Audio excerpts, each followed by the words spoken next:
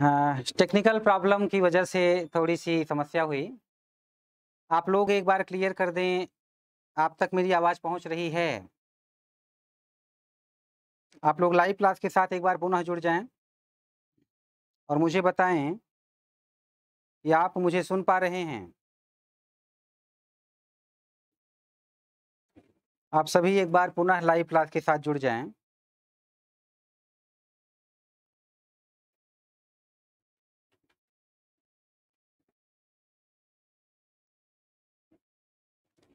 आप सभी एक बार लाइव क्लास के साथ जुड़ जाएँ। अच्छा ठीक है, मेरी आवाज़ सुनाई पड़ रही है, ठीक है। तो चलिए आगे बढ़ते हैं। हम लोग बात कर रहे थे कि शिवाजी और औरंगज़ेब के बीच में समझौता कराने का प्रयास जय सिंह ने किया। लेकिन औरंगज़ेब ने जो कार्य किया, उससे जय सिंह के किए कराए पर पानी फिर गया। मराठा और मुगलों के बीच में जो दोस्ती हो सकती थी, वो औरंगज़ेब की अदूरदर्शिता से नहीं हो पाई। ऐसे में शिवाजी इस बार जेल से फरार होकर के जब साउथ पहुंचेंगे, तो शिवाजी अपना गुस्सा मुगलों पर निकालेंगे। बहुत बुरी तरीके से मुगल सेना को हराना शुरू किया शिवाजी मराठा ने और आने वाले समय में औरंगजेब के लिए मुगलों के लिए बहुत बड़ी समस्या खड़ी हो गई। मैं आपको बताऊं, औरंगजेब जो था, उसको लगता था कि शिवाजी हमारे सामने हैं ही क्या। देखो, कभी भी दुश्मन को कमजोर नहीं समझना चाहिए। भारत के लोग बहुत पहले से ये कहते आ रहे थे, लेकिन ये ऐसी बात है जो भारत के पूर्वजों ने कही, बाद में भारतीयों ने ही नहीं समझी। भारत के पूर्वज बड़े बुद्धिमान थे, लेकिन जो कुछ उन्होंने कहा उसको भारतीयों ने ही नहीं समझा। और जिस दिन भारतीयों ने अपने पूर्वजों की बात से मुंह मोड़ लिया, उनके समझाए रास्तों पर चलना छोड़ दिया, माना कि पुराने समय में कुछ नीतियां गलत रही होंगी और आप उसको समय के अनुसार बदल दीजिए। समय समय पे बहुत कुछ नियम बदलते हैं, लेकिन ऐसा नहीं है कि आप पुराने अपने पूर्वजों द्वारा बताई गई अच्छी बातों की तरफ से मुख मोड़ लें। सोचिए, चाणक्य ने विशाल साम्राज्य स्थापित करवाया था, बाद में अभी कोई विशाल साम्राज्य स्थापित करने की तरफ जल्दी बढ़ ही नहीं रहा है। भारत में राजपूत शासक अश्वमेध यज्ञ, राजसूय यज्ञ किया करते थे। विशाल साम्राज्य भारत में खड़ा करो। अभी आप देख लो, अगर भारतीय विशाल साम्राज्य खड़ा कर पाते, तो क्या मतलब है मोहम्मद गोरी के जीतने का? क्या मतलब है कि बाबर जीत जाता? बल्कि मोहम्मद गोरी आकर भारत में विशाल साम्राज्य खड़ा कर रहा है, बाबर आकर भारत में विशाल साम्राज्य खड़ा कर रहा है, औरंगजेब प्रयास कर रहा है। आज शिवाजी हैं जो विशाल साम्राज्य स्थापित करने की दिशा में आगे बढ़ रहे हैं, वरना किसने प्रयास किया? इतने समय से आपको मैं सल्तनत मुगल काल पढ़ा रहा हूं, क्या कोई भारतीय शासक दिखा कि हम विशाल साम्राज्य खड़ा करेंगे, विदेशियों को भारत में घुसने नहीं देंगे? पहली बार शिवाजी हैं जो ये कार्य करने का प्रयास कर रहे हैं। तो ऐसे में क्या हुआ कि शिवाजी से औरंगजेब बहुत समय तक लड़ा, मराठों से लड़ाई होती रही। शिवाजी अपने आप को ताकतवर बनाते गए 1674 एडी में, 1674 ईस्वी में शिवाजी ने अपना राज्याभिषेक करवाया और छत्रपति की उपाधि ली। ये ऐसे ही है जैसे आप सीएम बन जाएं और शपथ लें 4 साल बाद, और 5 साल में कार्यकाल ही समाप्त हो गया। शिवाजी राजा थे, पर राज्याभिषेक नहीं करवाया था। 1674 ईस्वी में राज्याभिषेक करवाया इन्होंने, अपना राज्याभिषेक करवाया। और थोड़े समय बाद 1680 एडी की बात है, 1680 ईस्वी की, शिवाजी की मृत्यु हो गई। शिवाजी की मृत्यु के बाद इनके पुत्र शासक बने। देखिए, समझने का प्रयास करिएगा जो कुछ मैं समझा रहा हूं। शिवाजी का समय है 1627 से लेकर के 1680, ये शिवाजी का समय है। अब जो शिवाजी हैं, इनके दो पुत्र थे, ध्यान से सुनिएगा। एक पुत्र है संभाजी, एक पुत्र है संभाजी, दूसरे पुत्र हैं राजा राम। संभाजी ने शिवाजी की मृत्यु के बाद शासन किया 1680 से लेकर के 1689 तक। मुगलों से मराठों की लड़ाई चलती रही और बाद में ये जो संभाजी हैं युद्ध में मारे गए। अब संभाजी के पुत्र का नाम था साहू जी, और साहू जी को औरंगजेब ने गिरफ्तार कर लिया। मतलब राजा मर गया, उत्तराधिकारी है नहीं, तो शिवाजी के दूसरे बेटे किंग बने। 1689 से लेकर के 1700 तक राजा राम किंग रहे।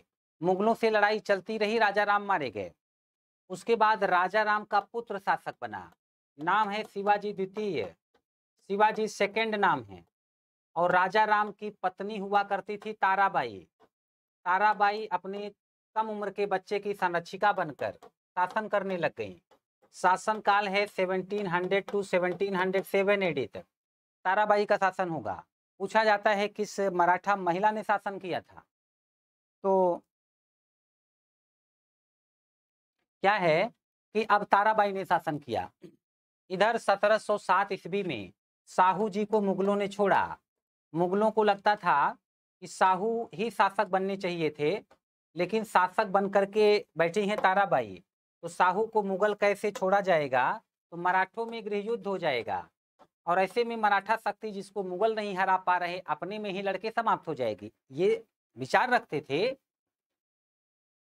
मुगल।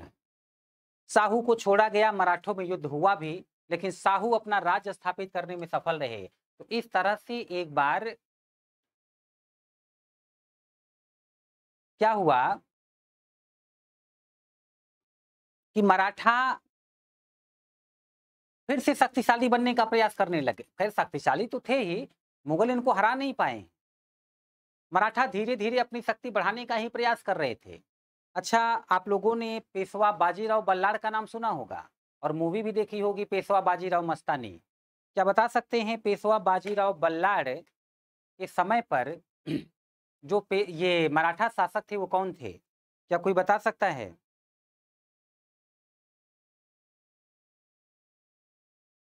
मराठा शासक कौन था जिनके पेशवा थे पेशवा बाजीराव फर्स्ट? वही पेशवा जो कहते थे बाजीराव की रफ्तार ही बाजीराव की पहचान है। और कौन सा डायलॉग था? चीते की चाल, बाज की नजर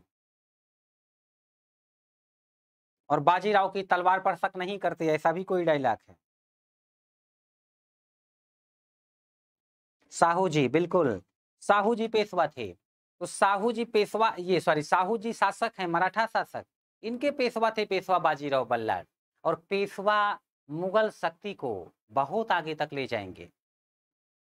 ये पेशवा मुगल शासकों को, ये सॉरी, ये मराठा शासकों को, पेशवा मराठा शासकों को बहुत, मराठा साम्राज्य को बहुत शक्तिशाली बनाएंगे। जो मराठा शासक थे उनके जो पेशवा थे वो पेशवा मराठा शासकों को शक्तिशाली बनाएंगे ही। आने वाले समय में मराठाओं की पावर पेशवा यूज करेंगे और पेशवा बड़े शक्तिशाली थे।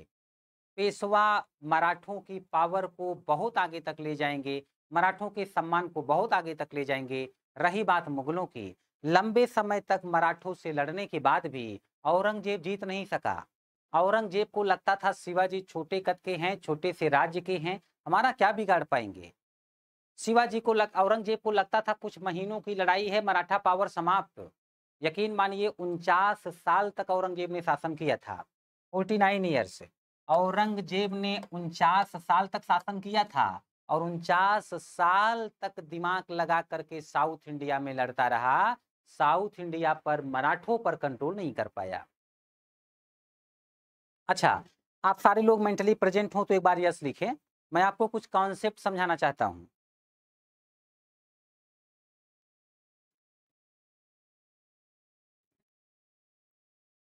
ठीक है, सारे लोग मेंटली प्रेजेंट हैं। तो क्या है कि आप सोच करके देखिए, जो औरंगजेब है, या आप मुझे बताइए कमेंट करके, औरंगजेब के लिए ज्यादा महत्वपूर्ण उत्तर भारत है दक्षिण भारत? औरंगजेब के लिए ज्यादा महत्वपूर्ण उत्तर भारत था या दक्षिण भारत?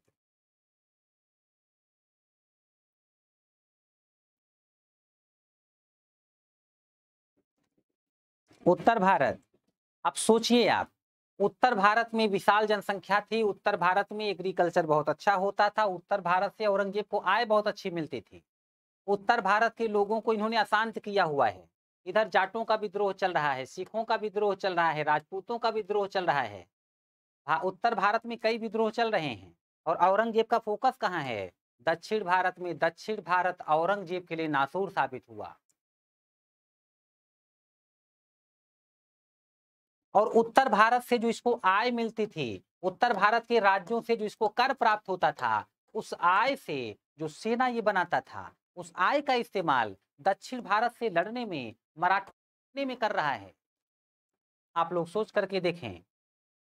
खजाने को नुकसान पहुंचा रहा है कि नहीं? ये साउथ इंडिया से लड़ता जा रहा है, सिवाय नुकसान के कोई फायदा हो रहा है? क्या औरंगजेब प्रॉफिट में है? और औरंगजेब की यही गलती, दरअसल दक्षिण भारत ऐसा लगता है इसके दिल में बैठ गया था, दिल में सेट हो गया था। इसको लगता था कि नहीं, दक्षिण भारत को जीत के रहेंगे। और दक्षिण भारत औरंगजेब की कब्र साबित हुई 1707 ईस्वी में।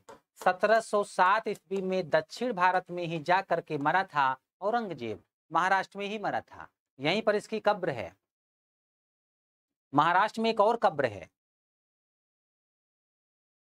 औरंगजेब की पत्नी हुआ करती थी जिनका नाम था राबिया दुर्रानी अथवा दिलदास बानो बेगम। औरंगजेब की पत्नी हुआ करती थी राबिया दुर्रानी अथवा दिलरास बानो बेगम।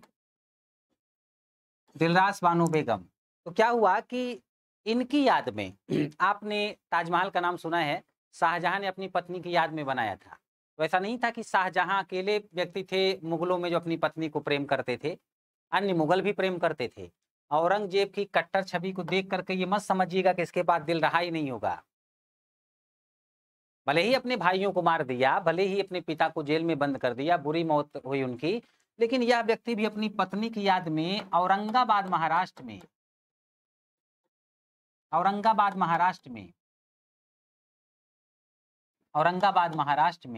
इसने भी ताजमहल बनवाया है। दरअसल उसे दक्षिण का ताजमहल कहते, अथवा ताजमहल की फूहड़ नकल भी कहते हैं, क्योंकि ताजमहल जितना खूबसूरत नहीं है, वो दिलरास बानो बेगम का मकबरा है, इनकी पत्नी का मकबरा।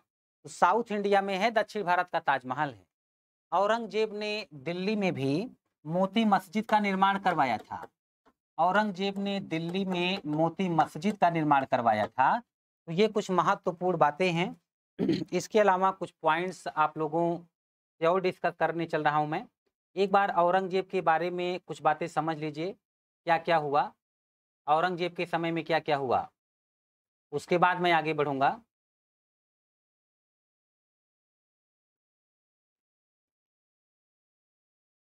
ये जो है औरंगजेब के 4 पुत्र थे, उनके बारे में भी ध्यानपूर्वक समझ लीजिए, कोई कंफ्यूजन तो नहीं है।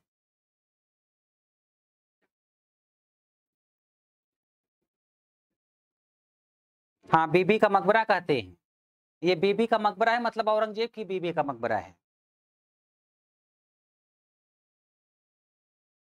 हाँ, ताजमहल की फूहड़ नकल।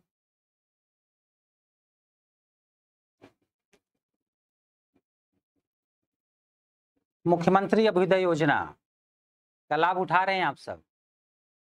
प्रयास ये रहा, वाराणसी मंडल, जिस मंडल से आप लोग जुड़े हैं, प्रयास ये रहा कि अच्छे अच्छे मार्गदर्शकों से आप सभी का मार्गदर्शन कराया जाए, जिससे आपकी सफलता सुनिश्चित हो सके, आपके लिए आपकी सफलता आसान हो। इसीलिए वर्तमान समय में दिल्ली मुखर्जी नगर के शिक्षक, भारत के अन्य क्षेत्रों के शिक्षक जो आपको बेहतर मार्गदर्शन दे सकते थे, उनकी सेवाएं ली गई। आप लोग हम लोगों की मेहनत का, मार्गदर्शन का फायदा उठा पा रहे हैं कि नहीं उठा पा रहे हैं, ये आपकी मेहनत पर डिपेंड करता है। आप कितना ध्यान से हम लोग का लेक्चर देख या सुन पा रहे हैं, ये इस पर डिपेंड करता है। पूरा मध्यकालीन इतिहास मैंने पढ़ा दिया, कुछ छोटे मोटे टॉपिक होंगे वो आप पढ़ लेंगे। और मैंने कहा था कि जो कुछ मैंने पढ़ाया आप प्रीवियस ईयर सॉल्व करें तो आपको पता चल जाएगा कि कितनी महत्वपूर्ण बातें आपने पढ़ी हैं। फिर भी कोई डाउट हो तो बताएं अभी तक। प्रिया जी लिख रही हैं, वरदान है ये योजना हम सब के लिए। बिल्कुल, यदि आप इस बात को समझ गए तो बिल्कुल इस योजना का फायदा उठा पाएंगे। वाराणसी मंडल में जितने भी शिक्षक जोड़े गए हैं वो बहुत अनुभवी लोग हैं। यदि आपने शिक्षकों द्वारा पढ़ाई गई बातों को अच्छे से समझा और उसे फॉलो किया, यकीन मानिए आपकी सफलता सुनिश्चित है। बस निगेटिविटी अंदर से निकाल दीजिएगा। आप जो लोग ग्रामीण क्षेत्र में होंगे, अक्सर उन्हें बताया जाता है कि बहुत कठिन परीक्षा होती है, निकालना कठिन कार्य होता है। बेटा बिल्कुल नहीं होता। जिसने ये सोच लिया कि मैं सफल हो के दिखाऊंगा, जिसने ईमानदारी से मेहनत कर ली, जिसने मेहनत में कोई कसर नहीं छोड़ी, यकीन मानिए वो एक बार नहीं 10 बार सेलेक्ट होकर दिखा सकता है। एक बार तो बहुत छोटी चीज हो गई। आपने देखा है कई ऐसे कॉम्पिटिटर्स होते हैं जो कई बार सेलेक्ट होते, कभी रैंक कम, कभी ज़्यादा, कई स्टेट में सेलेक्ट हो जाते हैं। ऐसा नहीं है कि वो आसमान से उतर करके आए हैं, उनके पास विशेष प्रतिभा है, बिल्कुल नहीं है। एग्ज़ाम ओरिएंटेड पढ़ते हैं, मेहनत से पढ़ते हैं, कोई कसर नहीं छोड़ते। यदि आपने वही डिमांड पूरी कर दी, एक डिमांड होती है सिलेक्शन की, एक जानकारी के स्तर की डिमांड होती है। आप उस डिमांड को पूरा कर दीजिए, यकीन मानिए जिस एग्ज़ाम में बैठेंगे, वो एग्ज़ाम धन्य हो जाएगा। उसे भी लग जाएगा कि वाह! यही प्रतिभा तो तलाश रहे थे। ये आज एग्ज़ाम देने आया हुआ है। तो आप समझ सकते हैं कि पॉज़िटिव होकर के आप बहुत अभी देखिए नीरज चोपड़ा जी, आप देख रहे हैं गज़ब का कॉन्फिडेंस और इस कॉन्फिडेंस की करामात देखिए कि दुनिया में जितने भी लोग आज की डेट में भाला फेंकते हैं, कोई नहीं फेंक सकता इतनी दूर तक। कॉन्फिडेंस देखिए, एक बार आपने सोच लिया मैं करके दिखाऊँगा। दरअसल अपने अंदर की जो नेगेटिविटी होती है वो बंधन होती है और उसने आपको बांध करके रखा है, तो आप अपनी पूरी एनर्जी लगा ही नहीं सकते सही दिशा में। नेगेटिविटी हटा दीजिए, पूरी क्षमता का इस्तेमाल करिए। नेगेटिविटी के साथ आप सेलेक्ट हो जाते हैं, नेगेटिविटी हटा के देखिए नकारात्मकता, कम समय में सेलेक्ट हो जाएँगे।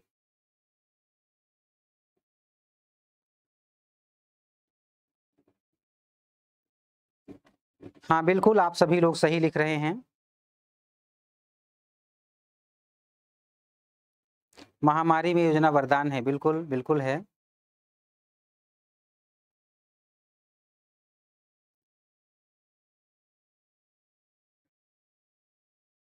चलिए आगे बढ़ते हैं।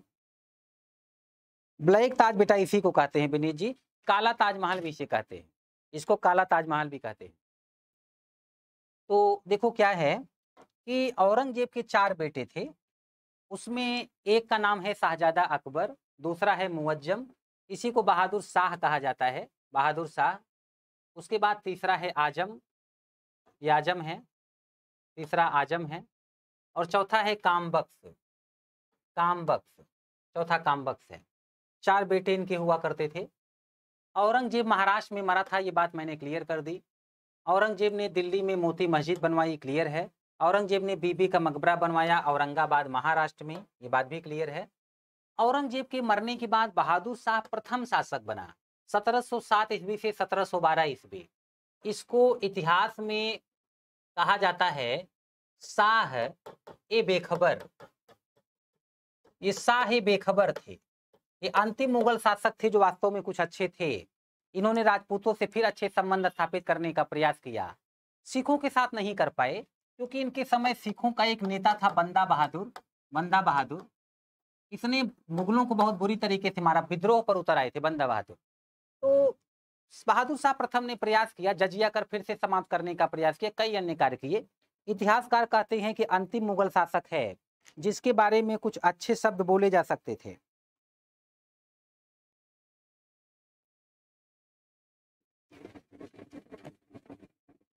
तो अच्छे शब्द बोले जा सकते थे।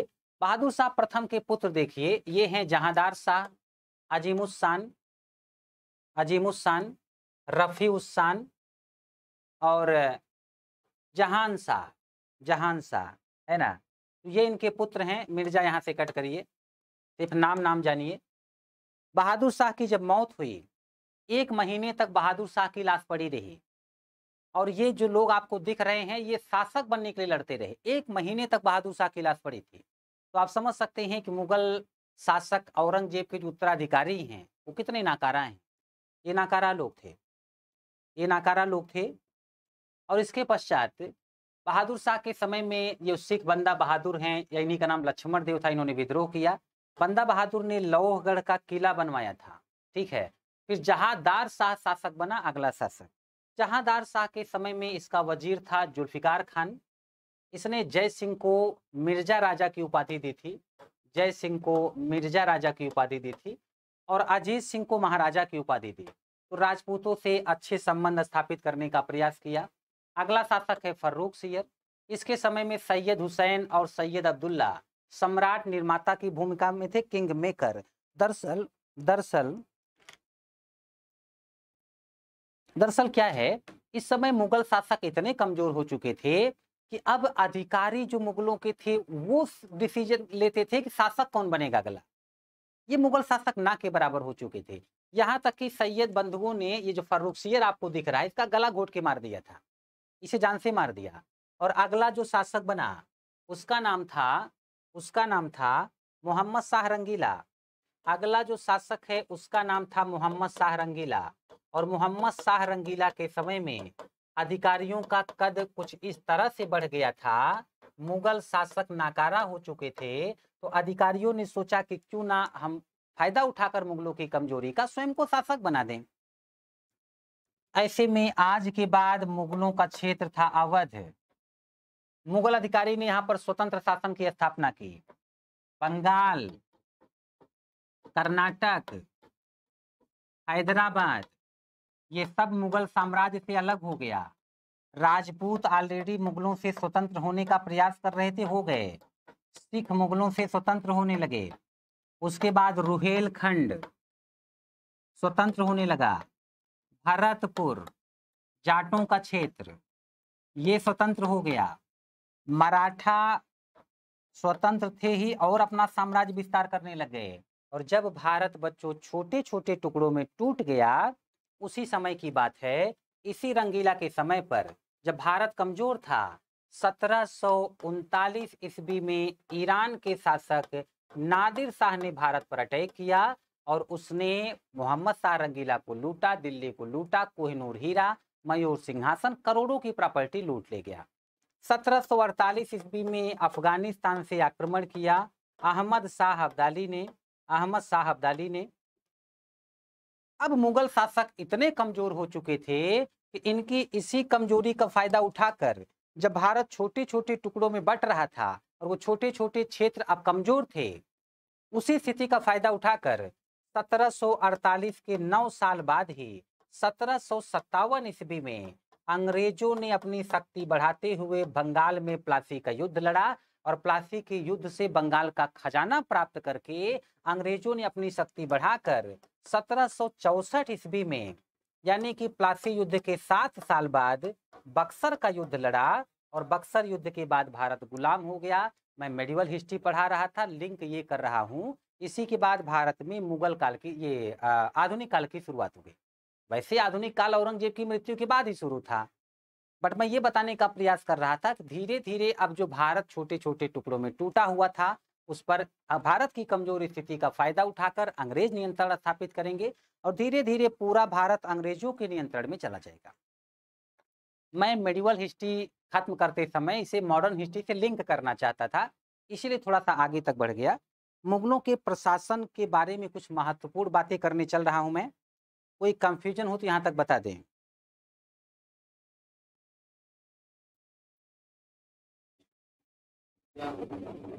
ये मोहम्मद शाह रंगीला ही है जो ज्यादातर महिलाओं के पास हरम में और हिजड़ों के बीच में समय व्यतीत करता था।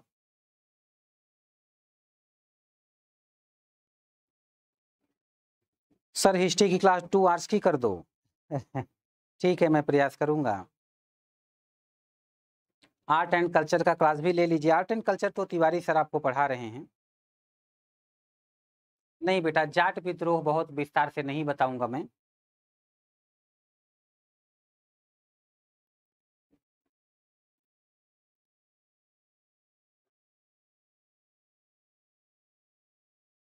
जमींदार का मतलब है जमीन से कर लेने वाले लोग, उनके नियंत्रण में जमीन होती, वहां से कर लेते। जागीरदार का मतलब होता है जमीन उनके नियंत्रण में रहेगी, कर भी लेंगे, उनके पास सेना भी होगी, छोटा मोटा किला भी होगा, प्रशासनिक अधिकार भी उनके पास होंगे। तो जगीरदार, जमींदार और जागीरदार में यही अंतर है।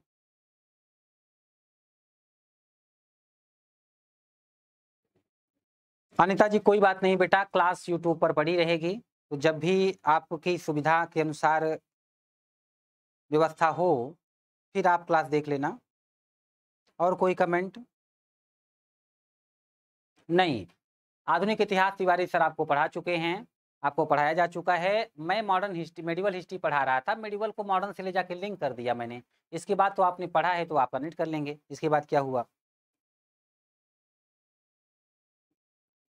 सर ये नौबत बेटा सेना से संबंधित है, ये शब्द सेना से संबंधित है।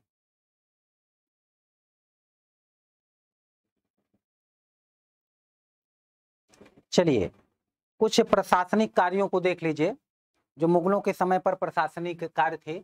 मुगल कालीन प्रशासन, केंद्र होता था, केंद्र के बाद प्रांत, प्रांत के बाद सरकार, सरकार के बाद परगना, परगना के बाद गांव। ऐसे ही है जैसे आज राष्ट्र, देश, उसके बाद फिर राज्य, राज्य के बाद फिर आपका दे मंडल, मंडल के बाद जिला, जिला के बाद तहसील, तहसील के बाद गांव। ये प्रशासनिक इकाइयां हैं। मुगल काल के अधिकारी वकील होते थे, इनका दर्जा भी पीएम के बराबर था। और वजीर होते थे जो कर से संबंधित मामला देखते थे।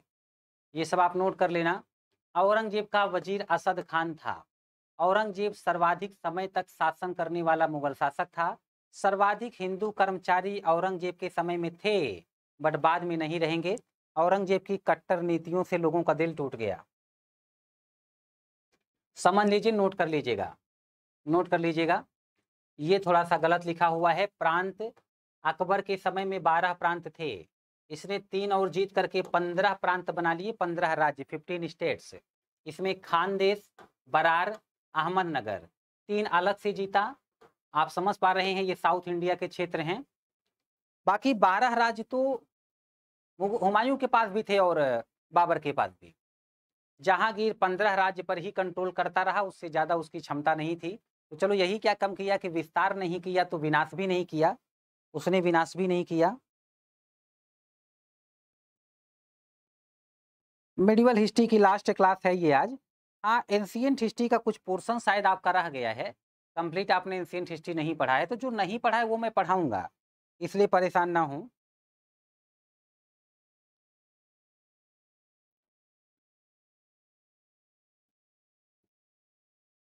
जोधाबाई अकबर की पत्नी थी या जहांगीर की, इस पर मतभेद है। ज्यादातर विद्वानों का मानना है अकबर की पत्नी थी। तो शाहजहां के समय में 18 राज्य थे।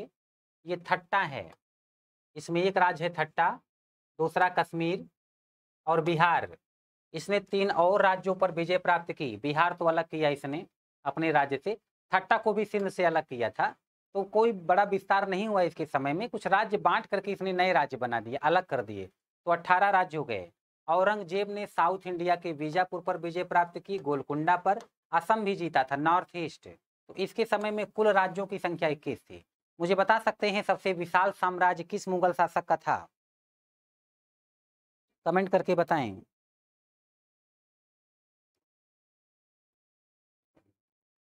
राम राम आरिश जी।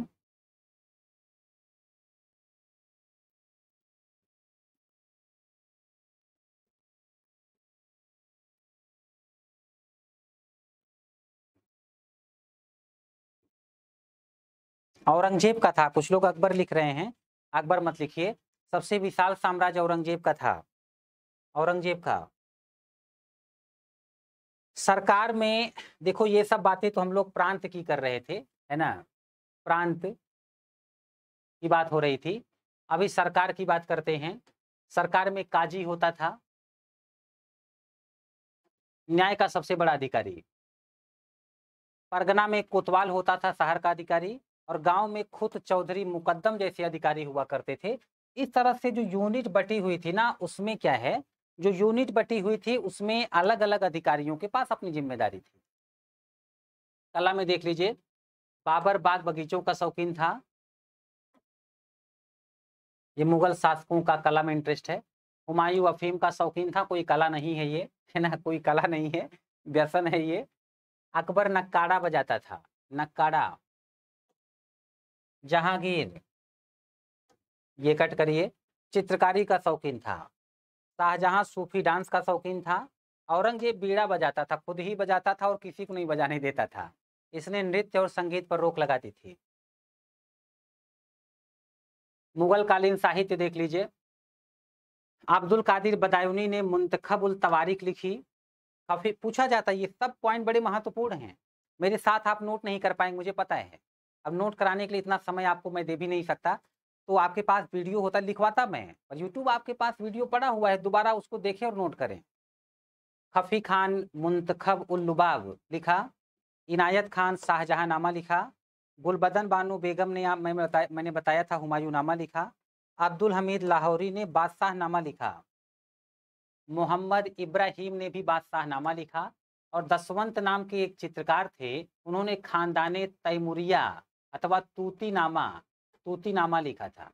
इसमें तैमूर के वंशजों के बारे में है, चित्र हैं बहुत सारे। मुगल काल के कुछ दरबारी कवि हैं, ध्यान पूर्वक देख लीजिए। मुगल काल के कुछ दरबारी कवि हैं। अकबर के समय में फैजी था दरबारी कवि। जहांगीर के समय में मोतमिद खान था, इसने तुजू की जहांगीरी पूरी की थी। और तुजू के जहांगीरी आत्मकथा थी जहांगीर की, जहांगीर ने स्वयं लिखा था, पूरा किया था मोतमिद खान ने। शाहजहां का दरबारी कवि कलीम था। औरंगजेब का साकी मुश्ताक खान। मैं इसलिए बोल रहा हूं, अभी सुन लो, फिर लिख लोगे, फिर रिवाइज करोगे, याद हो जाएगा। अकबर ने बुलंद दरवाजा बनवाया था, बीरबल का महल बनवाया था, पंचमहल महल ऐसे बना था जैसे बौद्ध महल होते हैं, बौद्ध महल या बौद्ध अनुकृति, बौद्धों की नकल पर, जैसे बौद्धों के कार्य थे, बौद्ध बिल्डिंगें बनाते थे, कुछ इसी प्रकार से बना है पंचमहल। सलीम चिश्ती का मकबरा भी बनवाया था। और इसी के साथ मेडिवल हिस्ट्री समाप्त कर रहा हूं मैं। छोटे मोटे जो टॉपिक होंगे वो आपकी जिम्मेदारी है, आप उसे देखें। कोई कमेंट हो तो बताएं।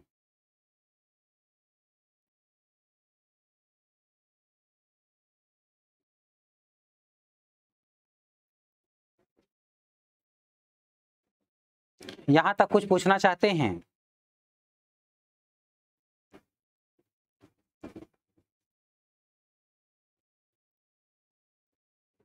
श्लोक साहू जी लिख रहे हैं, सर जी थैंक्स इतना अच्छा पढ़ाने के लिए।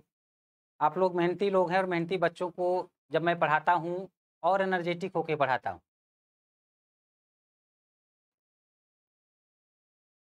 आपके द्वारा बताए गए 18 क्वेश्चंस अभी टीजीटी में आए थे। प्रीति सिंह जी लिख रही बिल्कुल आएंगे।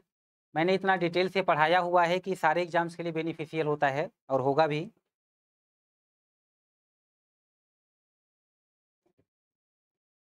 नेक्स्ट क्लास मेरी कब होगी, शेड्यूल आपको पता चल जाएगा टेलीग्राम चैनल से।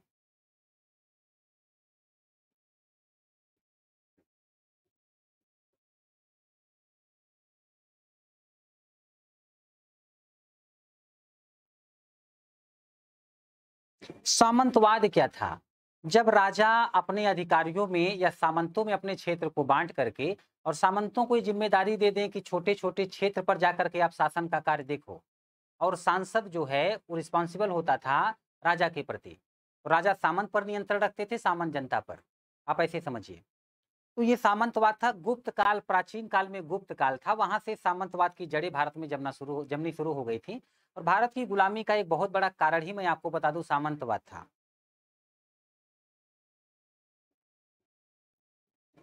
करंट अफेयर्स के लिए बिल्कुल घटना चक्र काफी है।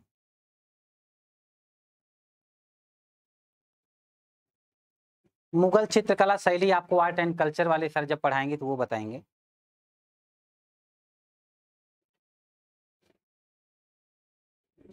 कोशिंदर जी लिख रहे हैं आपको बहुत बहुत धन्यवाद। बहुत से बच्चे लिख रहे हैं नाइस क्लास। सिर अकबर का लेखक था दारा सिकोह। कृषिका मौर्य जी।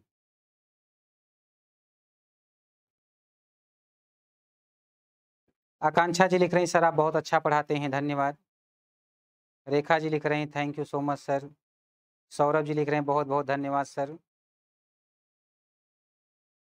बहुत से स्टूडेंट्स विवेक, कृष्णा, वंदना, महिमा, राजकुमार, वनिशा,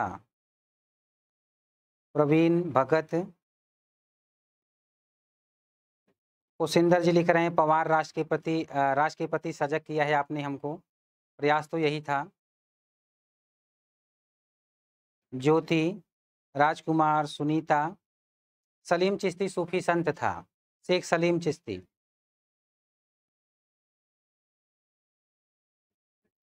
अरुण जी लिख रहे हैं मुगल की न्याय व्यवस्था लगभग समान ही थी, न्याय का कार्य काजी देखते थे। ज्योति कुमारी जी।